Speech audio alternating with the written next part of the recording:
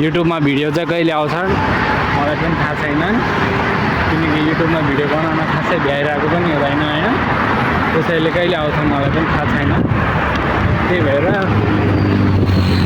त्यस्तै हो। अब यहाँ चाहिँ फेरि पुलिस छन् कि त्यसैले डर लाग्छ कि, त्यही भएर म क्यामेरा बन्द गर्छु र आफ्नो काम त्यसैले डर लाग्छ कि यतिर धेरै नियम कडाभन्दा पनि कडा, पुरै कडा के, डरै लाग्नेसम्म नियम छ कि यहाँनिर, त्यसैले म क्यामेरा बन्द गर्छु।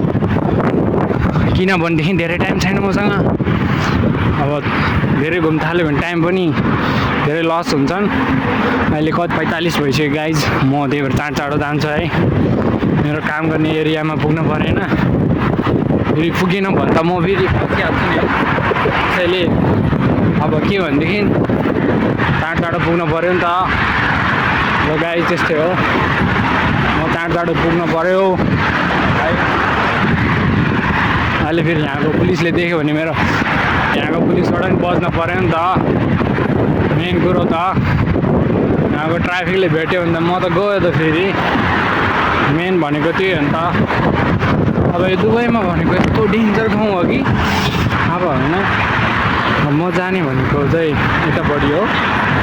अब यता नि पुग्न त यताबाट नि पुगिन्छ, त्यसैले के भनेदेखि म चाहिँ एक राउन्ड हानेरै जान्छु है। यार मलाई त यार यो भिडियो बनाएर त साइकल चलाउनै गाह्रो भयो।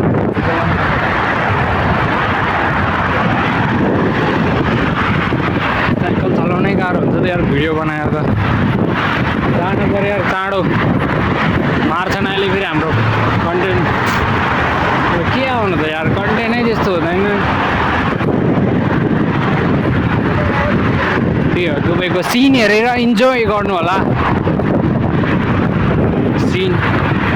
र म काम गर्ने ठाउँतिर भन्दा आज चाहिँ पुरै घुमाइदिन्छु। मेरो खुट्टा दुखिसक्यो यहाँ, म चाँडो नै पुग्न छ हेर्नु।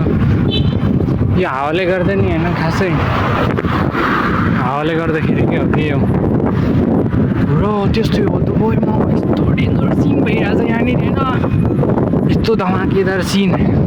म चाहिँ हात नै नधुइकन हिँडिदिएको कि चाँडो यस्तो घुम्न जाउँ, अरू नि हेरौँ भनेर हात नै नधुइकन हिँडिदिएको। गाडी चाहिँ लोदा गएको छ हो, अहिले फेरि